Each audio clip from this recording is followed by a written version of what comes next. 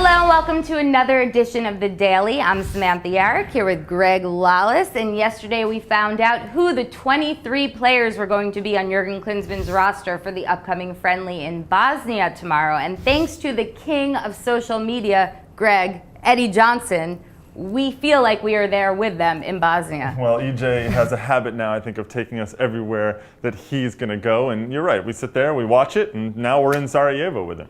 And so this roster looks very different from the ones we've seen in the World Cup qualifiers and the Gold Cup. Tim Howard, captain, couple injuries now after the fact, but what are your thoughts on this roster? Well, you mentioned the injury. First of all, Michael Roscoe Fiscal pulled out about 4 hours or 5 hours after the roster was announced because of a hamstring injury. The roster is, I think, what a lot of people expected. A lot of the European guys, there are only 2 MLS players over there.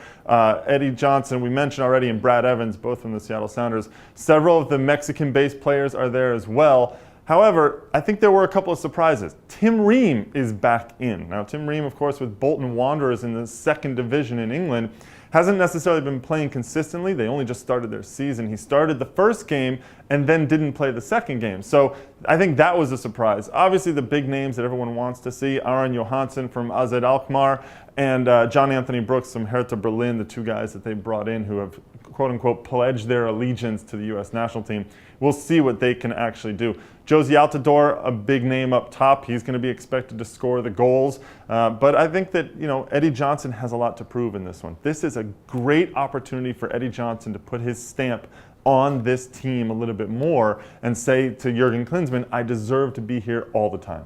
And I think it was a good idea to only have 2 MLSers on this roster, given what's going on in the Western Conference. If you called up Landon Donovan, LA Galaxy really need him. And Klinsmann, he needs to balance between the club play and the international play. And for Klinsmann, he understands that it's the World Cup qualifiers coming up in the beginning of September that matter most. So he needs to get some guys some rest. Clint Dempsey, I think, was probably going to be called in if he had stayed in Europe, but once he came to MLS, there was no need to call him in. He was on this whirlwind tour all over the place. I don't know if you saw, he was on just about every television show out there. So I think he needed some rest there. Landon Donovan coming off the Gold Cup and Graham Zusi and all that he's been going through with the All-Star game and things like that. They needed a break to get into the September qualifiers in the best shape. All right, well, full preview of the U.S.-Bosnia friendly coming out later on MLSsoccer.com. Be sure to check it out.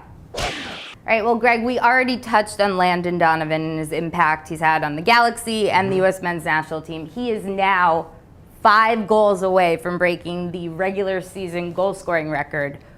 What do you think? How long until he does this? First of all, look, it kind of snuck up on us that Landon was going to be in this position. I mean, we watched Jeff Cunningham a little while back trying to catch Jaime Moreno. He finally did, got up to 134 regular season career goals. And now Landon, he's only 5 away. So I think, look, now there's going to be sort of a Landon watch as this happens over the next couple. No more Dempsey watch. Now it's going to be the Landon watch as he tries to catch Jeff Cunningham for the all-time lead to become the king of goals in MLS. He's obviously going to do it. I would argue the way he's playing right now, he's going to do it this season. 5 goals for him. I mean, heck, he could do that in the next 3 games if the way he's playing right now. I do wonder about what will happen with national team call-ups and whether that takes him away. But I figure this is something that he will reach maybe mid-September, something like that, given the games that he has to play. Greg. I think he's going to do it before September. I'm going with the August 31st home game. Maybe a rematch of the California Classico, but it's going in Landon and the Galaxy's favor. He's going to break the record at home. What if he gets the goal that breaks the record, but they lose? How does he feel about that, you think? I don't care. He's breaking the record. You don't care, but I think he's going to care. So that would be an interesting one if he did it against his former club. Well, that's what I'm going with. So Landon, make it happen. Well, it's Tuesday, so that could only mean one thing. It's time for the Castrol Index. And Greg, first thing I noticed, Landon Donovan is not in the top 5. He had a hat trick, was named MLS Player of the Week. Yeah. How is he not in the top 5? Well, you know what? Sometimes the stats can play little tricks on you, but he didn't make the top 5. He was actually in at number 6.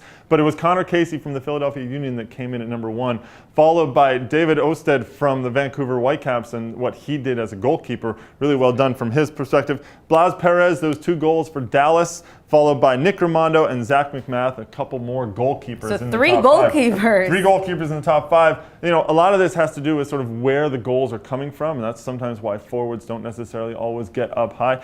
When the goals are from in close, there's a little bit less of a challenge. So in terms of the point scoring, there's less of fewer points for them if it's a close range goal. You know, look. It is what it is. Stats can always say various things, and in this case, Landon came in at number 6. All right, well, with all these goalkeepers, that means one other thing.